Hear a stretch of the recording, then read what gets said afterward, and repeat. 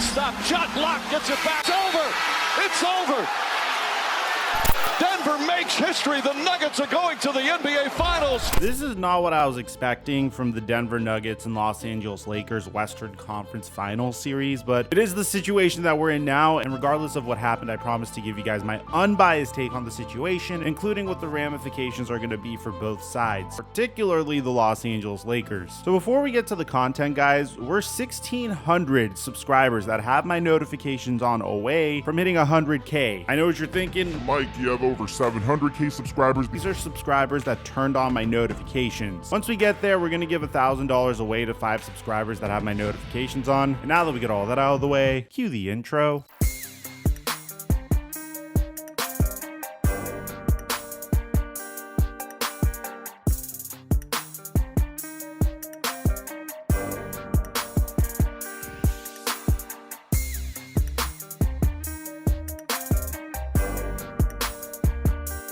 Can I be honest for a second? The one thing that changed sports for me forever is Prize Picks. Just having a little extra action on the game has made watching games so much more enjoyable, and I've actually been using this to get into other sports as well. A lot of you have DM'd me the amount of money that you guys are making off of Prize Picks, and I post my picks onto my Instagram story every single day. And right now, if you use my promo code microphone, they'll match your first deposit up to $100. Mike check 1212. What's going on, everybody? I want to open up this video by just reminding everyone that as a Los Angeles Lakers fan, I'm just happy to be in the situation that we were in. Whether we finished in the Western Conference Finals or marched all the way to the NBA Finals, which I thought was a very legitimate possibility, I'm just happy that we were able to somehow miraculously retool this team during the trade deadline and put out a product that made a lot of sense to watch. I mean, watching Kendrick Nunn and Patrick Beverley and Russell Westbrook and seeing how fans treated Russell Westbrook, if you guys remember, there were like uncomfortable exchanges like this. I said I'm a biggest fan. Westbrook. Westbrook.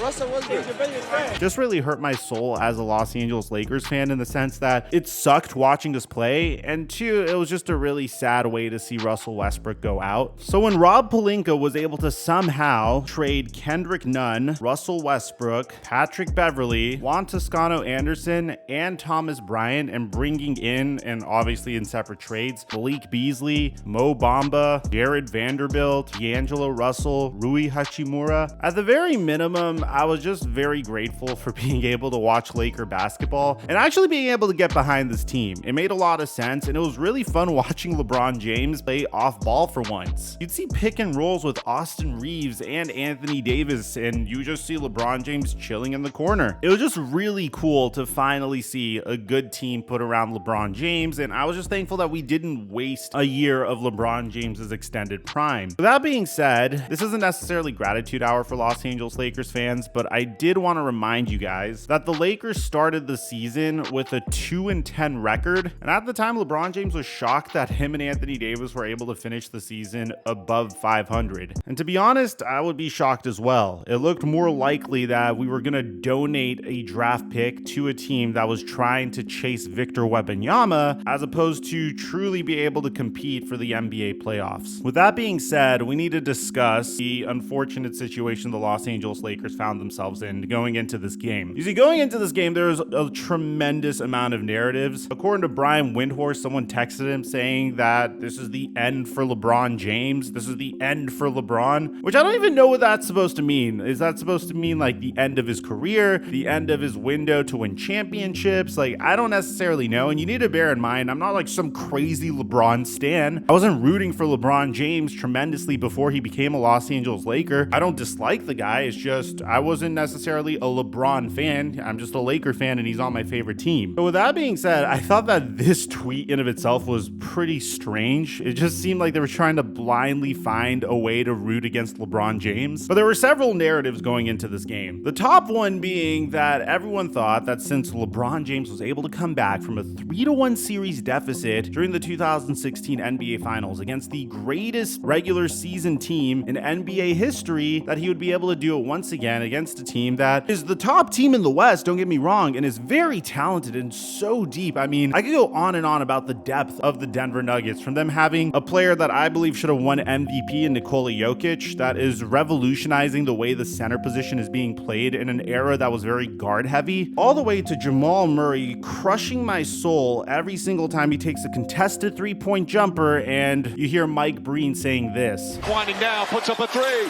Bang! Jamal Murray once again from downtown. So following the Lakers' previous loss in Game 3 at home, by the way, LeBron James had this to say. You'd like to make history again, obviously. Of course. That's the only mindset for me, for sure.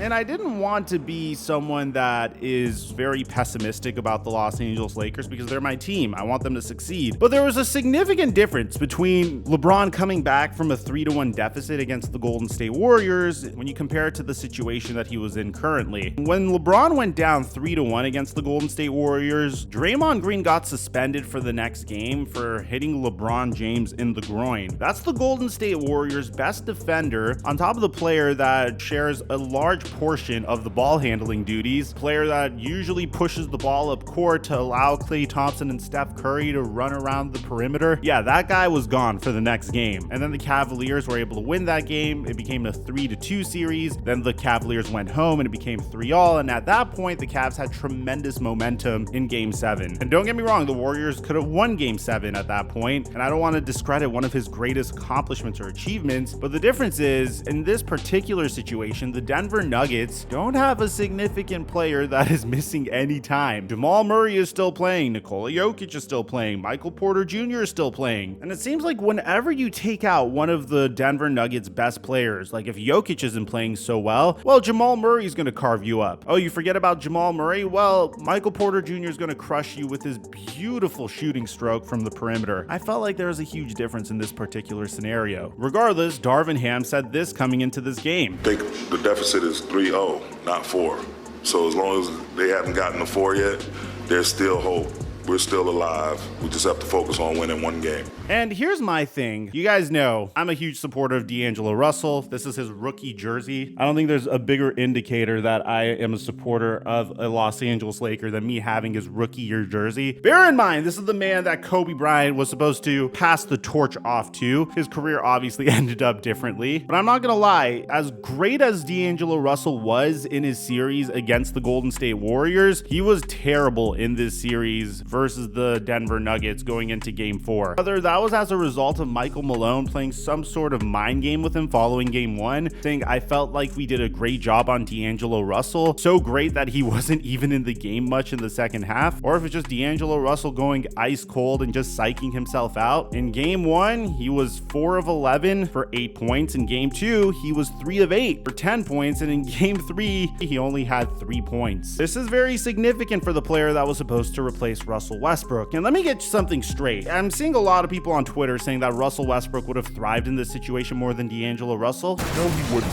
I mean, Russell Westbrook is a significantly worse three-point shooter than DAngelo Russell, even if DAngelo Russell's having a bad series. The thing that kind of bugged me is the fact that not only has DAngelo Russell been playing horrifically on offense, but they're straight up targeting DAngelo Russell on the defensive end. This is insane. Opponents are shooting 61% when DAngelo Russell's guarding them, especially in Game 3. They went 6 of 7 whenever DAngelo Russell was guarding a Denver Nuggets player. He was terrible at screen navigation. He wasn't necessarily giving a lot of effort, and he really struggles whenever he has to guard in transition. But that's not necessarily only on DAngelo Russell. There's been many moments where Dennis Schroeder would flop, and as a result of flopping, the Denver Nuggets would have a significant advantage as they're pushing the ball in transition, which they love to do. So it was a huge mess getting back in transition, and the fact that the Lakers struggled to guard in transition is the reason why they performed so horribly, in my opinion. But DAngelo Russell was a liability both offensively and defensively, which really is testing Darvin Ham in this particular instant, because I've said this multiple times, a lot of the times the playoffs just come to a chess match between each head coach that is involved in the playoff game. And currently you're seeing Eric Spoelstra crush Joe Mazzulla in the Eastern Conference Finals, which makes sense given Eric Spoelstra's experience. And right now you're seeing the rookie head coach Darvin Ham getting crushed by Michael Malone. I mean, take a look at this. This is what Darvin Ham said about what his plan was to create adjustments for DAngelo Russell. He said, sometimes the greatest adjustment is just to play better, play harder, play better. Sometimes that's the most key adjustment. I can't believe that this is the answer. It's like you're down 3-0 and you're saying, hey, we could still come back. We're just gonna keep doing the same thing we were doing throughout the entire series, and I bet you after going down 3-0, it'll work in the fourth game. Even admits it's almost becoming cliche. What's your adjustments? Adjustments, adjustments. Sometimes you go in there and you take a long, hard look at the film to clean up what you need to clean up, and you try to do what you're doing better. You know, there's a difference between strategy and individual performance. Sometimes you can have the right strategy, but poor individual performance. You have to be able to navigate through all of that and recognize and pinpoint what exactly is causing us to fall short. And once you do that, reveal it to the team in simple form and you go out and execute. So when I read this, I'm like, damn, this is not going to end well for us. I mean, the definition of insanity is doing the same exact thing over and over and over again and expecting a completely different result. And it seems like that's what Darvin Ham was doing here. I mean, look, man, if it was one game and you want to give him another shot for game 2, fine. If it was 2 games and you want to give him a chance to try to get it right at home, okay. There's a 3-game sample size of DAngelo Russell just getting crushed out there. So I don't know what you think putting him out there for game 4 is going to do. Now, there's some more drama here because according to ESPN's Dave McMenamin, and he said this after game 1, there is a clear reluctance to bring DAngelo Russell off of the bench for fear of how he might view the move in a larger sense. There were occasional signs of his discontent during the first 2 games in Denver, among them the sight of Russell showing his frustration when he was taken out late in the second quarter of game 2. He threw his arms up when he saw that he was being taken out, then walked very slowly back to the bench before banging the top of a nearby Gatorade bucket. As Ham shared, Russell will simply need to play better if he's going to salvage his part in this series. So it seems like there's politics involved as well. I mean, DAngelo Russell's playing horribly, but the Lakers don't want to lose DAngelo Russell, I guess. Coming into this game, there was a lot of drama about what the starting lineup was going to be for the Los Angeles Lakers. I mean, we got like 3 separate lineup updates. A lot of it had to do with what the Lakers' plans were with DAngelo Russell, who clearly has been having a really bad series versus the Denver Nuggets. I mean, Jamal Murray came into this game averaging 35 points per game versus the Lakers, so clearly a change needed to be made. So the Los Angeles Lakers decided to make their very first big adjustment. Instead of starting Jared Vanderbilt and DAngelo Russell in the starting 5, they decided to bench those 2 and start Dennis Schroeder, Austin Reeves, Rui Hachimura, LeBron James, and Anthony Davis. And to be honest, this lineup worked out phenomenally for the Los Angeles Lakers. Coming into this game, I knew LeBron James was going to have a good game. I did say he was going to score higher than 25 points on Prize Picks on my Instagram story, but I didn't think he'd hit that mark in the first half, scoring 31 points in the first half of action. But even more so, it seemed like the supporting cast around LeBron James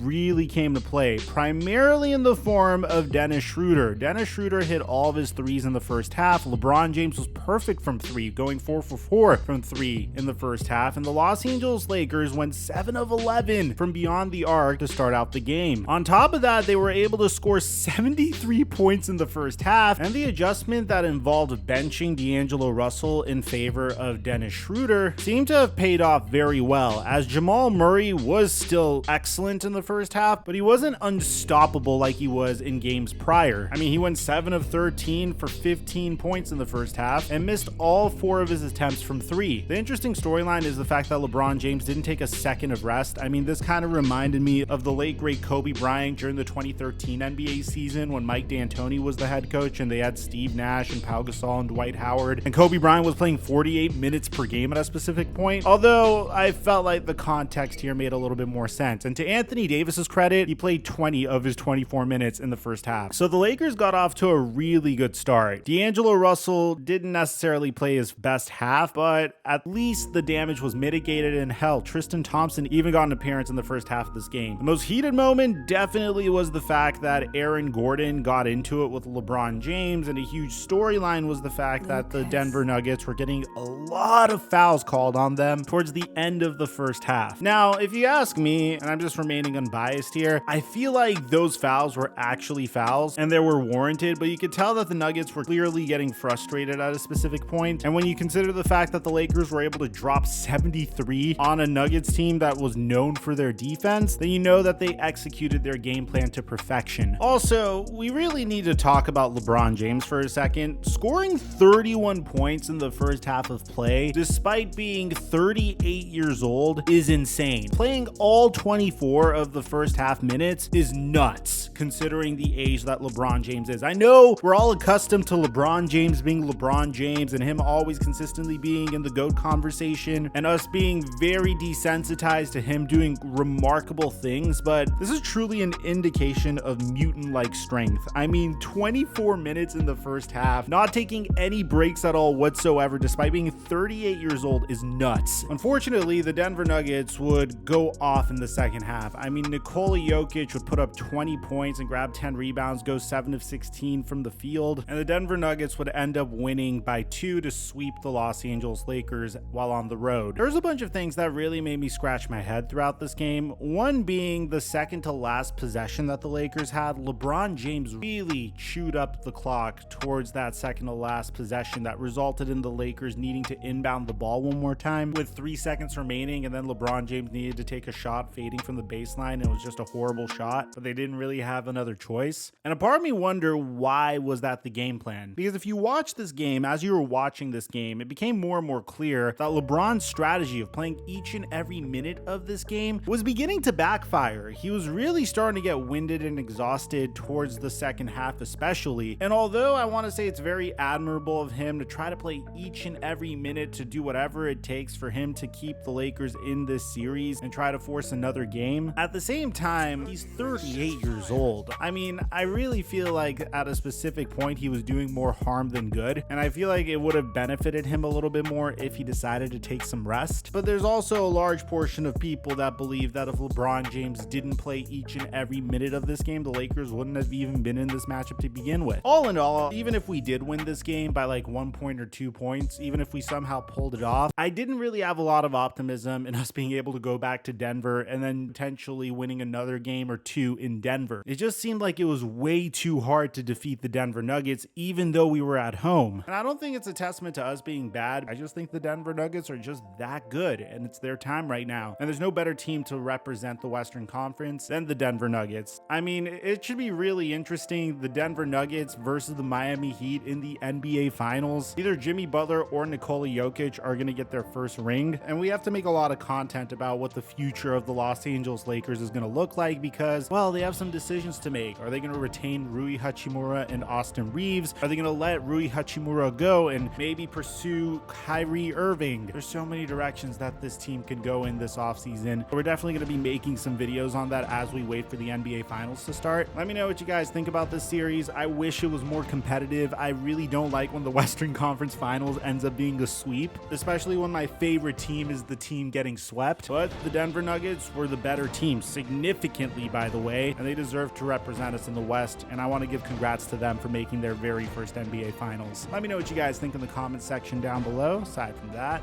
I'm your boy Mike, and I'm dropping our mic until our next upload.